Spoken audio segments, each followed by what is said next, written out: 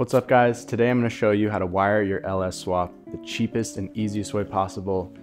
No wiring diagram, no pinout sheet, no Google. All you need is your factory truck harness, your LS engine, your factory truck fuse block, and a little bit of a dream.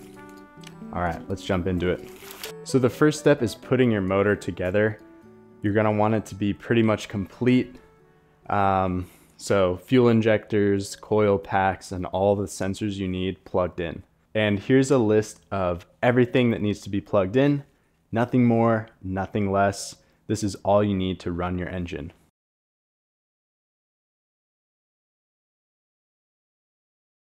So basically, I'm gonna plug in the stock harness, everything that needs to be plugged in.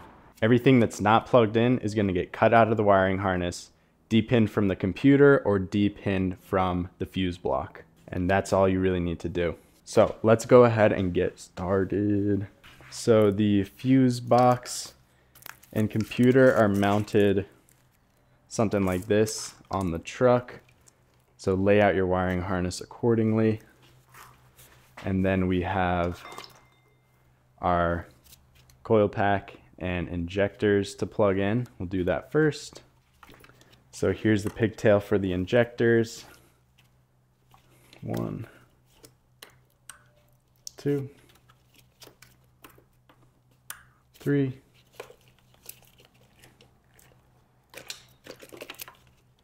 and 4. And the driver's side coil pack.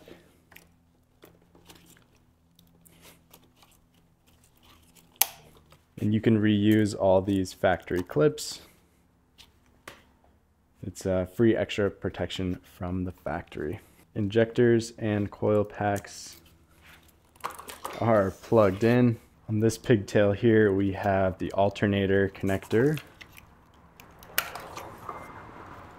and the throttle body connectors. This model happens to be a drive-by cable. So we have throttle position and idle air control.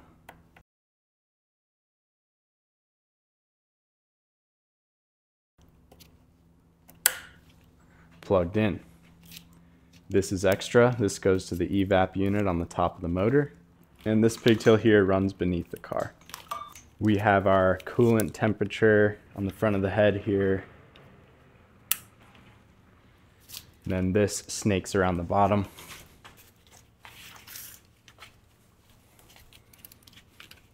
So this snakes around the bottom here. We have our AC plugs. I will not be running AC. So these are gonna get chopped out. This is our low oil level. Don't need that. We have our cam sensor. And the crank wire hooks up to the starter. We do need that. Over on this side of the engine, we have our map sensor on the top. We have our 4 injectors and our passenger coil pack. Again, I'm going to be reusing these factory safeties. Boom.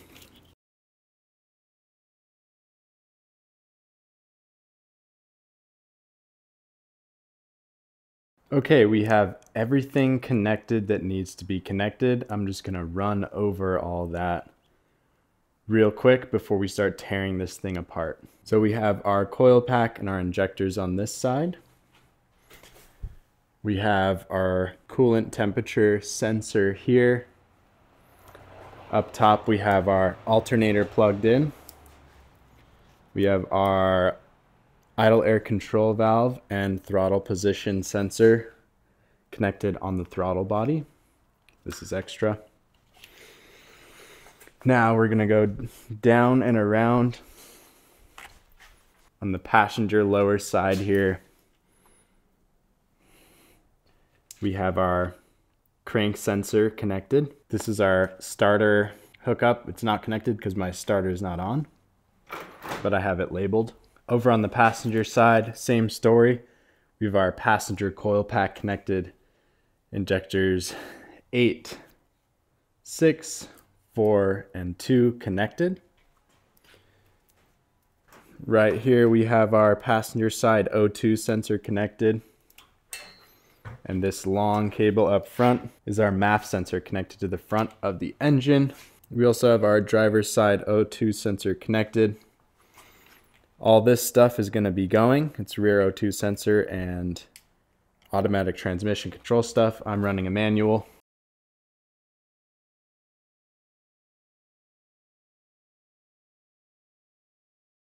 Here's the other rear O2 sensor.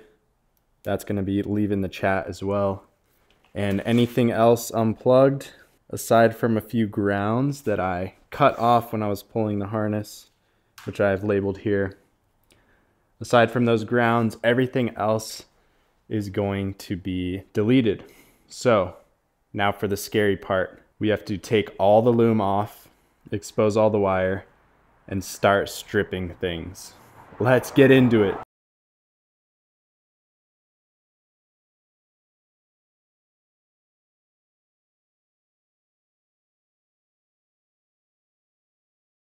Okay, so it is completely de-loomed. The whole wiring harness is just kind of out. It looks terrifying, and it is terrifying, but everything that needs to be plugged in is plugged in, so you can't really mess up. So now I'm unhooking my first sensor. I think this is the evap purge connector. I've traced the pink wire to the fuse block, which I chopped. You can see that there. And then the green wire will terminate at one of the computer connectors. So I'm going to feed this through. I have it tracked back to the computer and the fuse box. Cut the head. And this wire on the fuse, or on the this wire on the computer terminal, I'm just going to push it through and pull the whole wire through.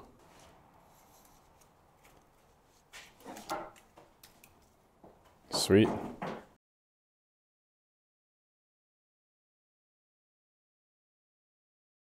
Okay, if you trace a wire back and it comes to a junction like this, in this case it's a ground, I'm just going to cut that right at the junction and it should be fine. It's not a hot wire, so it's not going to catch anything on fire. So when you're done pulling every plug, every connector, and everything that needs to go, you're going to come back to the fuse block here and just pop open this little blue retainer. There's 2 of those on the fuse block connector. You can pop those out pretty easy with a screwdriver. And now we're going to de-pin all of the chopped wires that we don't need anymore. This is an important step because these wires are hot wires.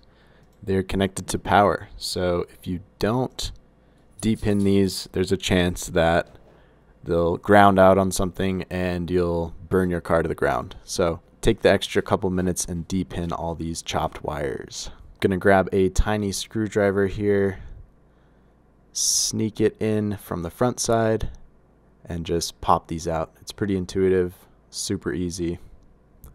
And just one by one, de-pin all these connectors. And you're probably gonna come across a shared connector like this one.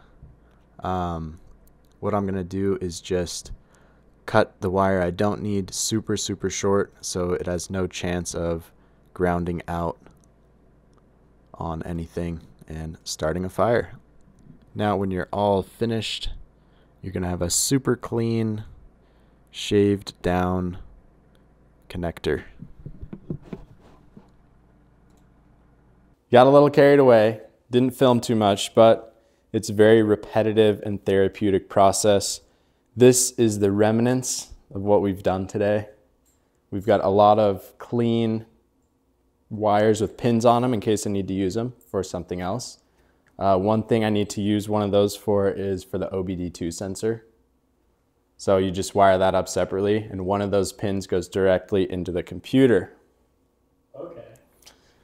this is what we come up with today. So all the sensors that I mentioned before are still plugged in. It is now a zip tie hell, but it's pretty clean.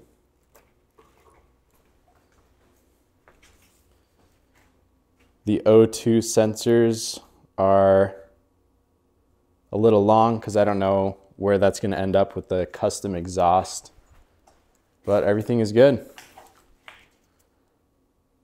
I just have to add a couple eyelet things to these grounds which were cut off. Here's the other ground. Passenger O2 sensor. Passenger side of the engine is looking clean as well. Now I just have to loom it up. Here's the long wire for the MAF sensor because it's going to be on an intake. So I don't know where that's going to end up either. But yeah, that's that. Free LS swap harness. You don't need to go buy a eBay one or shell out for a Holley system. This is included with your engine, so you might as well use it. Here are the connectors for the computer and the fuse block terminal, which I de-pinned everything that I'm not going to be using so it doesn't catch on fire. Boom. So today we tore down the wiring harness, removed everything we don't need, and now we have a perfect LS swap harness. Listen, if I can do this, you can do it too. I've never done anything like this. It's very straightforward. It's time consuming, but honestly, it's kind of therapeutic. I had a good time doing it. So yeah, give it a go. Don't shell out for a Holley system. If you're running a stock engine, you really don't need to do that. So everything that's left on the build, well, at least till the first start, I need to plumb the fuel lines, which are in the mail right now, and then connect from the chassis of the Jeep, just 3 wires, the crank wire, the ignition, and hook up the battery and the fuel pump. And the next video, we will start this bad boy up, see if it works, and yeah, it should be fun. Thanks for watching. Peace.